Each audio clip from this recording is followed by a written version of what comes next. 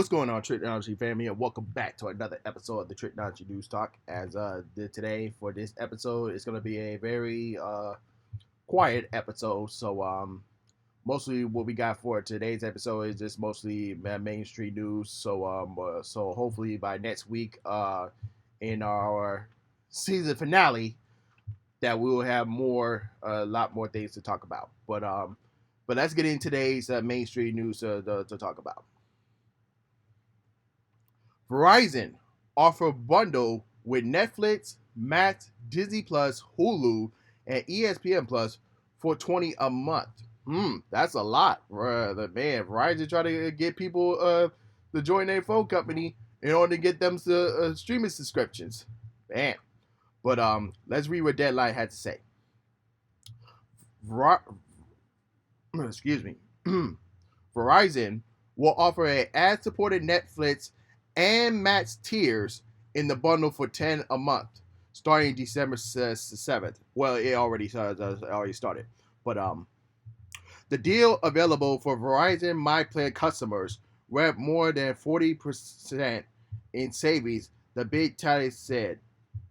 Verizon then will offer two more content bundles: Netflix and Max Plus, the Disney bundle, which includes the Disney Plus with no ads, Hulu with ads, and ESPN Plus with ads for $20 a month. Bundling is growing increasingly popular since it's reduced to churn for streaming platforms. So, man, that's a lot going on, man. So, I know when it comes to the streaming services, everybody got their budget plans on which they want to subscribe to. So, yeah. So, but what y'all think about this? Let me know in the comments below if you're watching me on YouTube. So, yeah, that is very interesting what Verizon is doing. Moving on, PlayStation owners lose all digital Discovery content that they purchase. Let's read what CBR had to say about this. That's Comic Book Reader. Sony announced that over 1,000 seasons of Warner Discovery's channel's TV shows will be removed from PlayStation users' libraries regarding whether one paid for them. PlayStation owners were notified from December 31st onward access to previous purchase December 31st Discovery Channel content will be reverted, that the content will be removed from all video libraries as of 31st December 2023 due to our content licensing arrangements with content providers. Will no longer be able to watch any of our previous purchased Discovery content and content that we removed from our video library. So I kind of get where they're coming from here, since now that Warner Bros. Discovery has partnership with Discovery, so I guess they probably ended their contracts with PlayStation and also in Sony in general. So that kind of made sense there. So yeah, and let's move on to our next time. Kevin Feige says Robert Downey Jr. will not be returning to the MCU. But that begs the question, though: is the Iron Man character still going to return? That's the question to know. But let's read this article first, coming from Vanity Fair. Says, "We are going to keep that moment and not touch the moment again." Feige said in Star's final moments in the 2019 film, "We are all worked very hard for many years to get that, and we would never want to magically undo it any other way." So, yeah, I kind of understand where he was coming from here. But let's read what they said. But that was 3 weeks ago. Let's read another one coming from Variety. Says, "We are doing a project with Scarlett. I love Robert. He is a part of the family, but in terms of returning, we will have to see." So yeah, like I said, if Iron Man is gonna return, then it will have to be a one-off during the Kang Dynasty and Secret Wars. Then you reboot it and they get another actor to play Iron Man and Black Widow, of course, and that's when you bring in the X-Men. So, but like I said, after Secret Wars, the MCU it got to be rebooted because there's been a lot of stuff going on that not been going their way. So that's the only way we can get the well, we may not get the old glory days like we did for the MCU, but at least it could be back on track. So that's so much of the that we can do. But let's go to the next one. Patrick Stewart in Avengers Secret Wars says he can't deny it. So let's read what Screenwriter had to say. I cannot push it to rest because it's not a fact that either for or against is a possibility that Hugh Jackman and I look upon Logan as being our farewell. Given that I died in the film, although I have been told I actually died several times already. How do you do it? So, like I said, the MCU, they're in the multiverse right now. So, there could be a lot of Professor X, Xavier in there. Of course, you got Patrick Stewart in there, his version. You got James McCoy's version on there, going from the X-Men First Class. So, a lot of things can happen. So we don't know what King Dynasty going to be like. We don't know what Secret Wars is going to be like. We can only pitch our predictions and everything. So that's not going to happen to wait until 2025. So we can only say that. But if you want to get my opinion, I think he's going to be back. So the Marvels. Boy, oh boy. And let me tell you, it ain't no good news. The Marvels to officially end as the lowest grossing MCU film ever. And also, they also are not going to report any more box office numbers either. So, let's look at the numbers that these past 2023 movies that have made more than the Marvels did in 2023. So let's look at the Meg 2, which ended with $395 million. Five Nights at Freddy's ended with $286 million. Creed 3 ended with $275 million. The Flash ended with $270 million. The Nun 2 ended with $268 million. The Taylor Swift concert movie ended with $249 million. And Dungeons and Dragons ended with $208 million. So, what does that tell y'all? We some of us knew from the jump that the Marvels was gonna be a dumpster fire. Even the Incredible Hulk has got more than the Marvels. Can y'all believe that? The Incredible Hulk.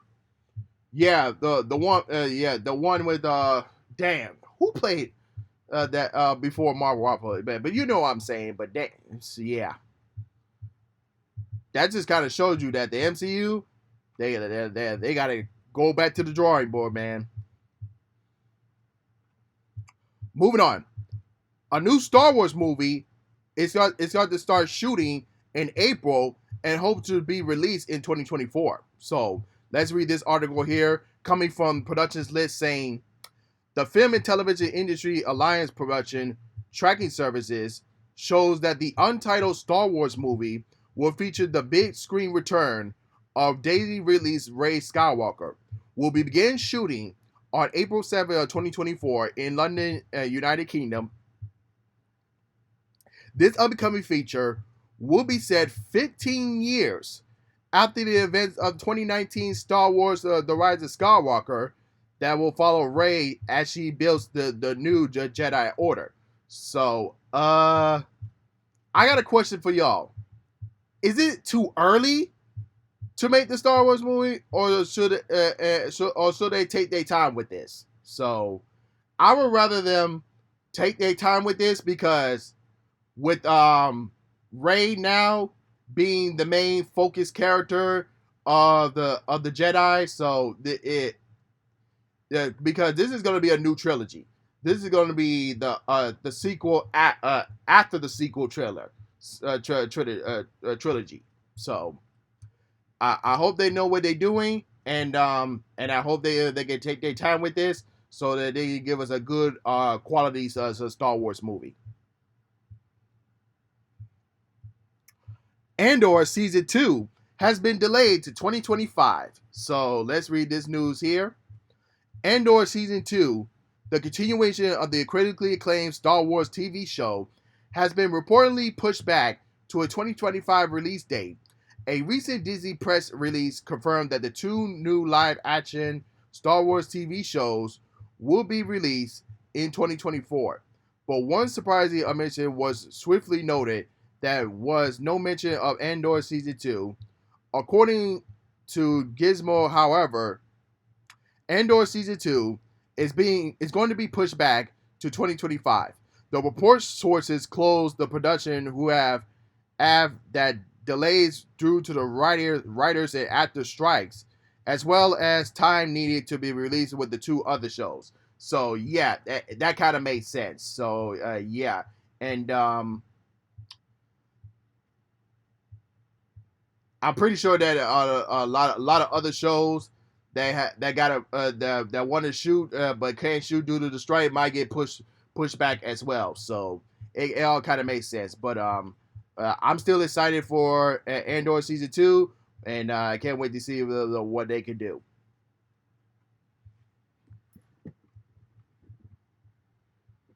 Moving on, the Foundation officially renewed for season 3. I haven't heard of that show, but let's read the details coming from coming soon. Coming soon says Foundation has been renewed for season 3 at Apple TV Plus, confirming the return of the sci-fi drama adaptation from Isaac Aber's seminal work. We have all been incredibly impressed with the ambiguous action-packed imaginative adaptation of David and the rest of the gifted creative team and cast have been brought to life with this premium sci-fi series from day one. Shares Masters and the head of the programming for his Apple TV statement. So I haven't heard too much about this show, so I can't say too much about it. But Disney Plus as a Hulu tab as a beta rolls out. So this is kind of like a test before they officially add it to the Disney Plus. Now, in order to get the Hulu content on Disney Plus, you have to be subscribed to Hulu. So that's why I said it's better for y'all to like get the the Disney bundle. So yeah, you'll be able to get one at the same time. But let's read what Variety had to say. Beginning in December 6th, the significant major of Hulu content will be available on Disney Plus. In the U.S. for subscribers of both services, Disney expectation is that by mixing Hulu programming into Disney Plus, customers will spend more time overall watching stuff. By their cutting short and customers wasted costs, as Iger said on the company's earnings last month. Next year, the House of Mouse intends to begin promoting Disney Plus and Hulu bundles more aggressively. So, yeah. So, the Disney Plus is to try to step up their game. So, enough said about that. And our last piece of news for today, Daredevil is getting a 2025 release, slimming down the Marvel in 2024. All right, let's read what Screen Rant had to say. In a post on Disney Plus on Disney.com, it seems that this suspect the delays in all but confirmed. The post is questioning details on a major Disney Plus release coming in 2024 from the efforts on Star Wars and the MCU due to previous variation on other productions. Concerning that the Marvel Studios franchise only projects listed for the MCU: Echo, Agatha Darkhold's Diaries, and the animated X-Men '97. After dammering the report on the status of Daredevil Born Again production in September of 2023 hit that a delay of the show inevitably planned for 2024 release, it seems that it had been officially confirmed via the House of Mouse itself. So, yeah, I'm not worried. So, as long as they take their time with the Daredevil series and hope it's rated R, they better keep it rated R because when we saw the trailer for Echo, that is a TVMA rated R, I was excited for it. So, hopefully, Daredevil is TMA and rated R too. So, as long as they give it that and a good story, I am good with it. But that's all the news I have for you guys today, and that's our episode for today. And if you're watching me on YouTube, don't forget to like, comment, subscribe, share, and hit the notification bell when new episodes of video are uploaded. And of course, if you're listening to me on Spotify, Google Podcasts, Apple Podcasts, don't forget to follow me there as well. And with that being said, this is Trico, and I'm signing off, y'all. Peace.